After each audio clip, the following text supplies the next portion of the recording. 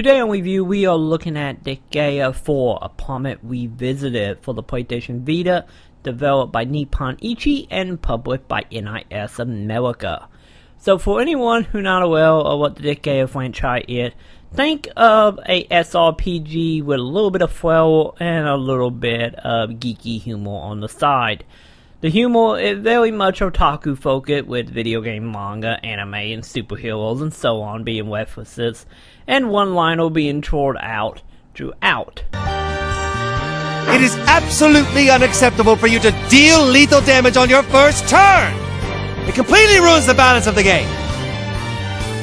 I cannot approve of someone like you being the final boss. In fact, no one would approve of such a lousy game if it had that! The Disgaea, on the other hand, unlike D2 story, is a little more focused, and they kind of pull back just a smidge on the naughty humor. Don't get me wrong, it's still there in phase, but nowhere near as blunt as it was in D2. And by doing so, they come across less as fan service and much more of a focused, interesting story throughout.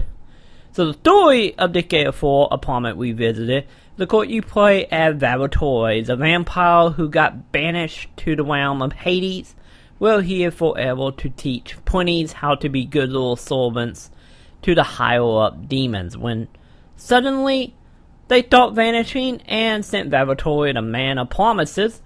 He promised on the graduation of plenty to give them some sardines, but since they being kidnapped, that can't happen, and he go on a hunt to find them, which in return lead him down a story of conspiracy, distant dimensions, and on all, it will take you all over the place. But outside of story, Disgaea 4 Apartment Revisited is, of course, pretty much think of a game of the year with some new add-on version of Disgaea 4, which was available on the PlayStation 3. So of course you do get all the DLC, and you get a whole bunch of new little knick-knack, like some new characters, some previous characters from other Disgaea games, some new move, magic, items, and so on. The only issue that come with this is most of the new content is locked past the beating the game.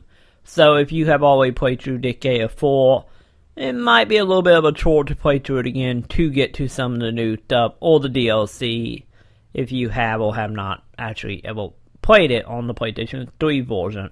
Disgaea 4 is still a very fun game throughout, and a lot of things have been more or less tweaked to make the game a little more simple. Since Disgaea 4 is a little more on the grindy side compared to some other Disgaea games. And this time around, now you can unlock things to help you out. Might it be to give you more experience, make monster easier or harder, and a couple other little things here and there to make it a little more easier. And I have found that the characters seem to gain level a little more quickly. I might be wrong about that, but it just kind of feel like it out of the gate. But it's still a little bit grindy though. But you do have some interesting things to keep the game freshing instead of fully just grinding your way out to the top, which is made up of going into items and leveling said items. Every item pretty much have a randomly generated dungeon inside of them. Well, of course you go through, and for every stage you beat, your weapon gain stats, which in return become more and more powerful over time. And some of the new stuff that was introduced in Disgaea 4 is mainly the online focus. A lot of the online focus, don't get me wrong, is not open right out of the gate, which can be a little frustrating to some.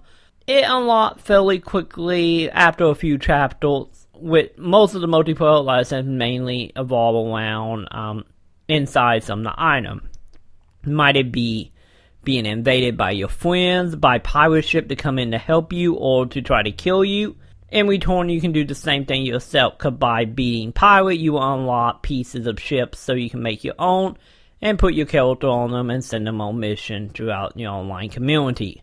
And of course you can download other people, pirate ships, and play against your friends by offline versus. And then also on the multiplayer side, we have now level collection, which was also on the PlayStation 3 version, but lacking from Disgaea D2, which was the last Disgaea in the series. But the level collection is fairly simple, and mainly a lot of stuff is locked to you gain certain affiliate and certain point to unlock certain item to be able to use in your level, which in return you can share with your friend and have other people try to beat. It is nice for it to be there, but sadly out of the gate it is extremely limited and take a lot of time and a lot of work to unlock enough item to make some decent level, which is sad. And also, as I said, it might be a little frustrating to some how that stuff is not available straight out of the gate. So if you just wanting to jump in to do straight up multiplayer with your friends, just know you're gonna have to do a little bit of work before that become available.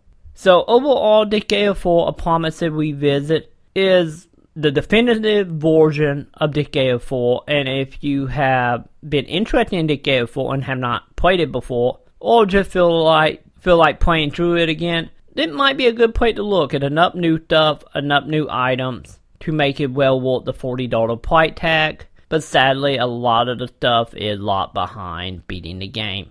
But the game do have a little bit of bug issues I have found, at least in the Vita version. Well, certain things will pretty much drop the frame rate down, mainly the geo panel, which for anyone who do not know, the geo panels, I'll think of them like little puzzles when battle that you can solve, and by solving them you will get extra ability to unlock an item, or in some cases beat a level without ever hitting an enemy. But when you complete the puzzle within the level, the animation that appear afterwards is a little laggy, and I noticed certain voice actors, I can't tell have been changed or if they just seem out of place, I guess.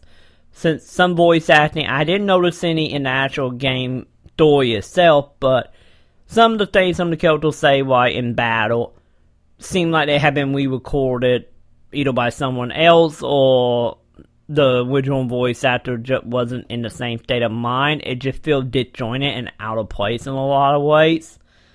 But you do have the Japanese voices if you decide to go that way. So, main issues is a little bit of frame rate issue, a little bit of voice issues, and of some of the multiplayer being locked behind certain gates, I guess you can say, and a lot of the new stuff also being locked behind the original 50 plus hour game to any get to the new stuff, which is a little sad. But overall, this is still the best way to play Disgaea 4, and like always, Disgaea seems to really thrive on the handhelds. So overall, I give Disgaea 4 A Promised Revisit for the PlayStation Vita a 4 out of 5. As expected of my lord. That must be the most biased opinion I've ever heard.